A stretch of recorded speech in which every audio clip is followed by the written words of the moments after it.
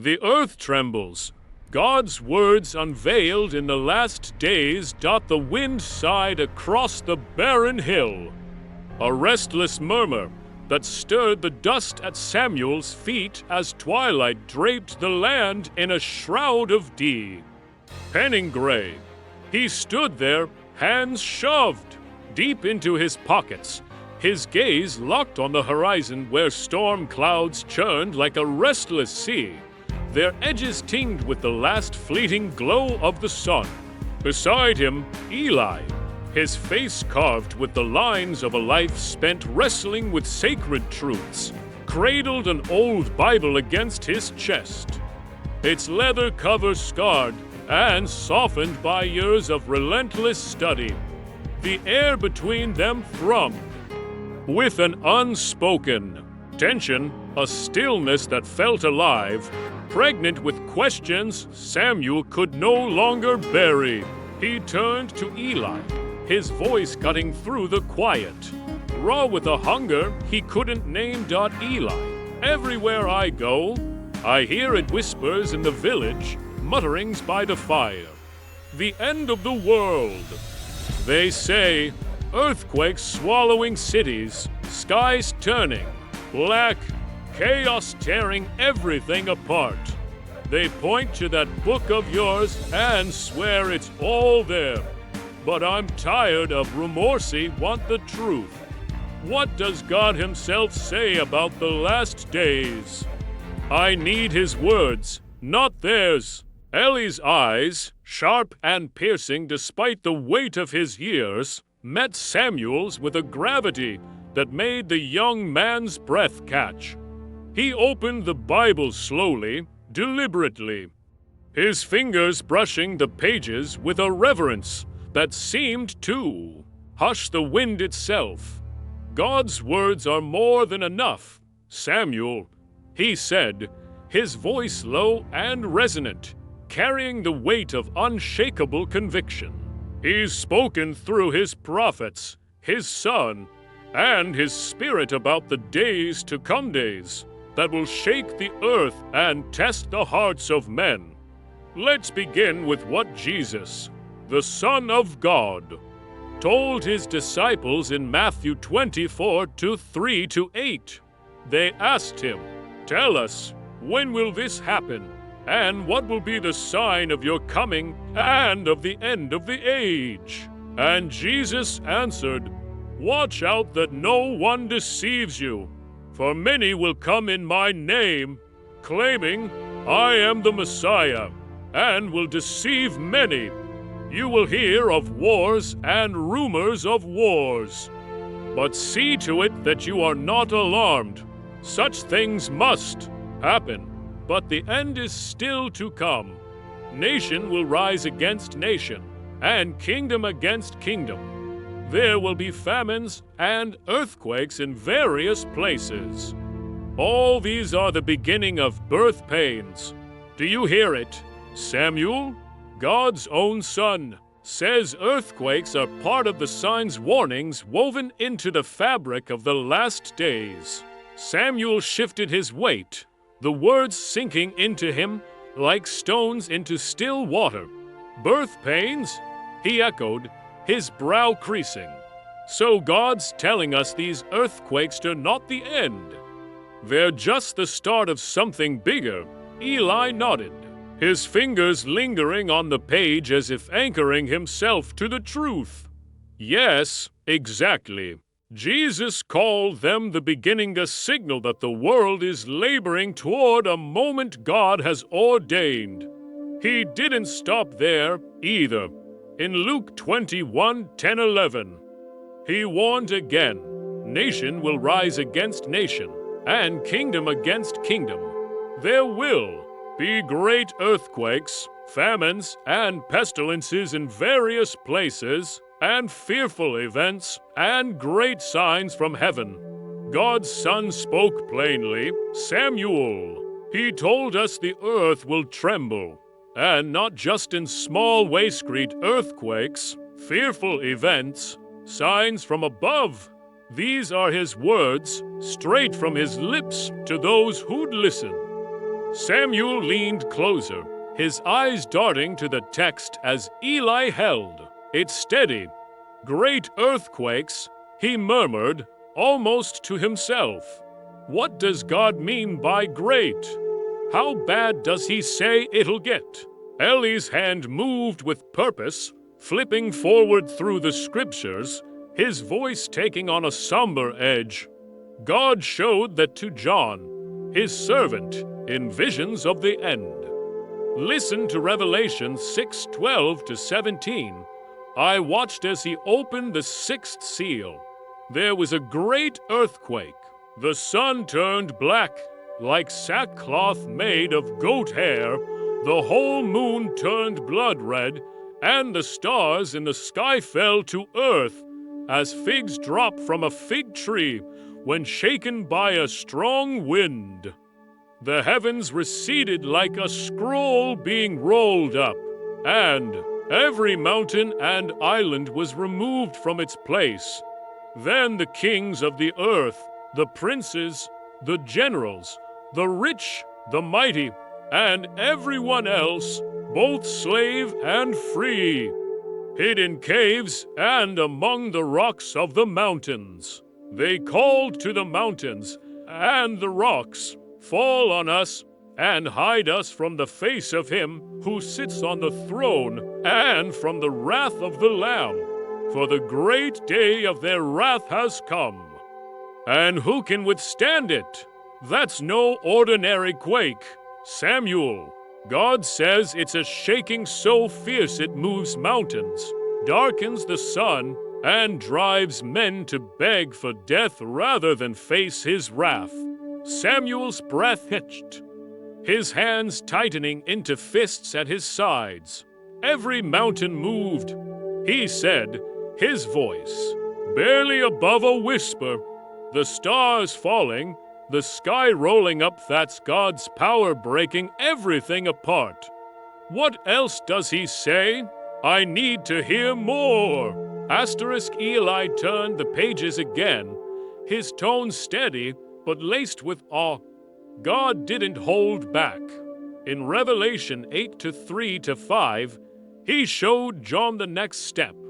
Another angel, who had a golden censer, came and stood at the altar. He was given much incense to offer, with the prayers of all God's people, on the golden altar in front of the throne. The smoke of the incense, together with the prayers of God's people, went up before God from the angel's hand. Then the angel took the censer, filled it with fire from the altar, and hurled it on the earth. And there came peals of thunder, rumblings, flashes of lightning, and an earthquake. That's just the start of the trumpets, Samuel. Then, in Revelation 11:12-13, God says, then they heard a loud voice from heaven saying to them, come up here.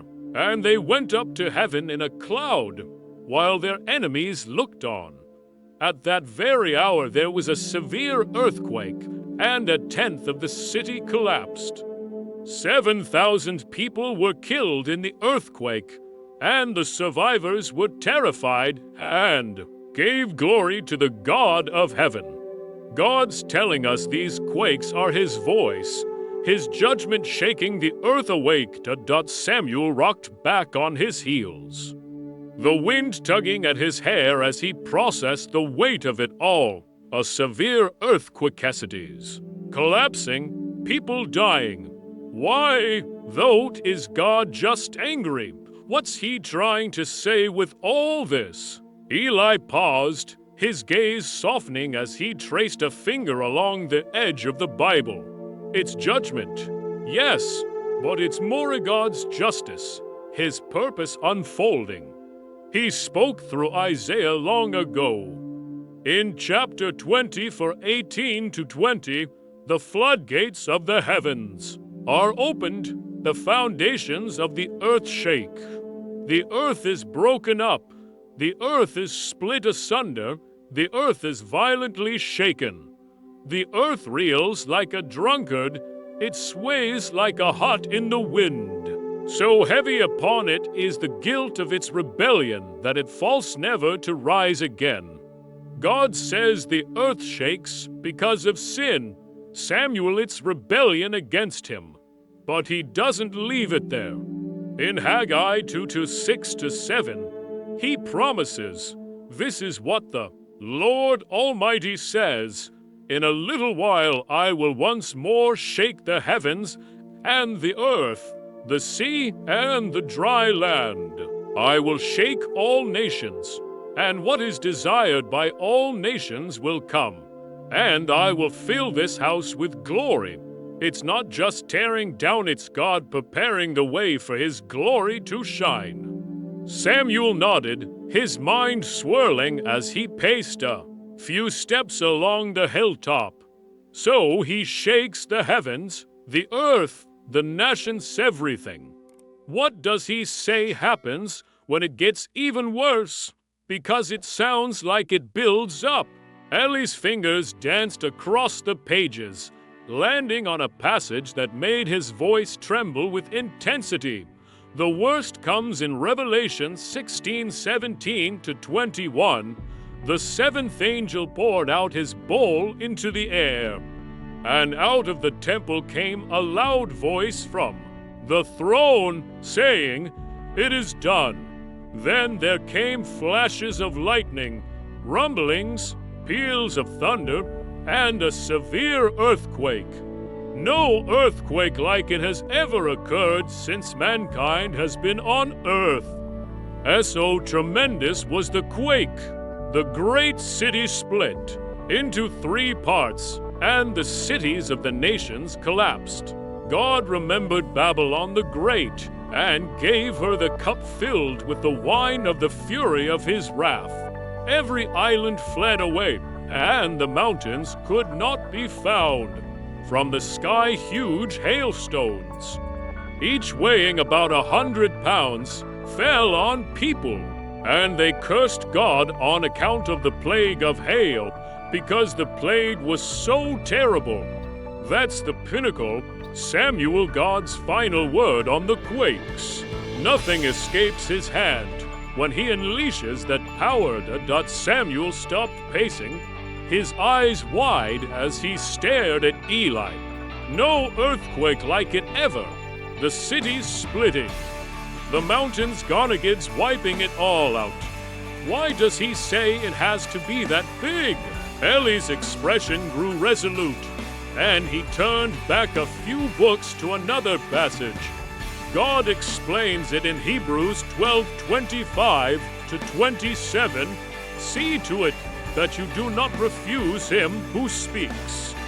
If they did not escape when they refused him who warned them on earth, how much less will we, if we turn away from him who warns us from heaven? At that time his voice shook the earth, but now he has promised. Once more I will shake not only the earth, but also the heavens. The words "once more" indicate the removing of what can be shaken, that is, created things, so that what cannot be shaken may remain. God's shaking the temporary.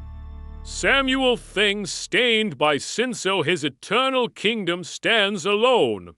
The wind howled, sharper now, swirling around them as Samuel rubbed his arms against the chill.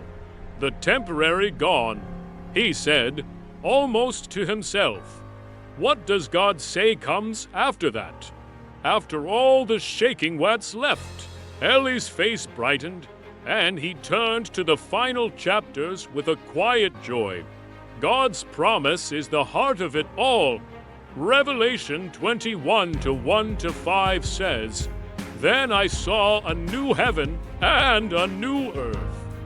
For the first heaven and the first earth had passed away, and there was no longer any sea. I saw the holy city, the new Jerusalem, coming down out of heaven from God, prepared as a bride beautifully dressed for her husband. And I heard a loud voice from the throne saying, 'Look, God's dwelling place, is now among the people, and he will dwell with them. They will be his people, and God himself will be with them and be their God. He will wipe every tear from their eyes. There will be no more death or mourning or crying or pain. For the old order of things has passed away. He who was seated on the throne said, I am making everything new. That's the end of the quakes. Samuel God with us, remaking all things. Samuel's chest swelled, a flicker of hope piercing the weight of the warnings. No more pain, no more death. So God says all these earthquakes, they're leading to that. Yes, Eli said, his voice warm and firm. The shaking ends the broken, so God can bring the whole. Jesus said it in Mark 13:7-8. When you hear of wars and rumors of wars, do not be alarmed. Such things must happen, but the end is still to come. Nation will rise against nation, and kingdom against kingdom. There will be earthquakes in various places and famines. These are the beginning of birth pains. But he didn't stop there. Listen to verses 24-27. But in those days, following that distress, the sun will be darkened, and the moon will not give its light. The stars will fall from the sky, and the heavenly bodies will be shaken. At that time people will see the Son of Man coming in clouds with great power and glory. And he will send his angels and gather his elect from the four winds, from the ends of the earth to the ends of the heavens. The quakes announce his return. Samuel, God's son, coming to claim his own. Samuel ran a hand across his face, his voice trembling with a mix of awe and urgency. God's son coming back, that's the goal of it all. The earthquakes, the darkness, it's all for that moment? Eli nodded, his eyes gleaming with certainty. Every word points to it. In Joel 2:30-31, God says through his prophet, I will show wonders in the heavens and on the earth, blood and fire and billows of smoke. The sun will be turned to darkness, and the moon to blood before the coming of the great and dreadful day of the Lord. And Peter, quoting that in Acts 19-20, confirms it. I will show wonders in the heavens above and signs on the earth below. Blood and fire and billows of smoke. The sun will be turned to darkness, and the moon to blood before the coming of the great and glorious day of the Lord. The quakes are God's heralds, Samuel his signs that the day is near. Samuel paced again, the words tumbling through his mind, like stones down a hill. So what does God tell us to do? If he's saying all this was quakes, his son coming, what are we supposed to do while we wait? Eli closed the Bible and pressed it into Samuel's hands, his voice steady as iron. God's clear on that too. Jesus said in Matthew 20:42-44, therefore keep watch, because you do not know on what day your Lord will come. But understand this, if the owner of the house had known at what time of night the thief was coming, he would have kept watch and would not have let his house be broken into. So you also must be ready, because the Son of Man will come at an hour when you do not expect him. And in Luke 21:36, he adds, be always on the watch, and pray that you may be able to escape all that is about to happen, and that you may be able to stand before the Son of Man. We watch, Samuel, We pray, we live ready for him. A low rumble pulsed through the earth beneath them, not violent, but enough to make Samuel freeze, his eyes darting to Eli.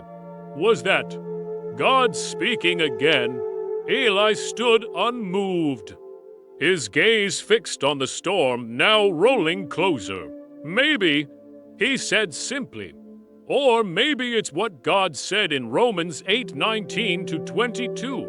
For the creation waits in eager expectation for the children of God to be revealed. For the creation was subjected to frustration, not by its own choice, but by the will of the one who subjected it, in hope that the creation itself will be liberated from its bondage to decay and brought into the freedom and glory of the children of God.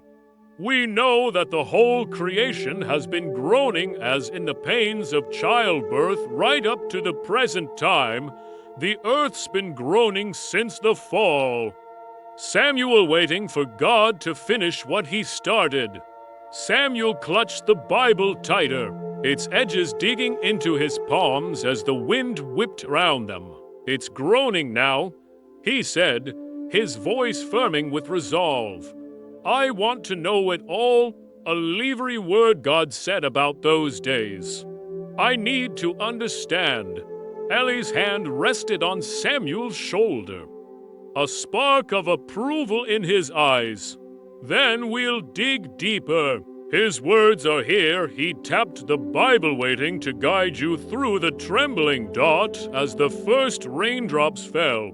Cold and heavy, Samuel held the Bible close, the distant thunder rolling like an echo of God's voice. The earth might shake, the skies might darken, but God had spoken through prophets, through his Son, through visions of the end. His words were a rock beneath Samuel's feet. Whatever came, he'd stand on them.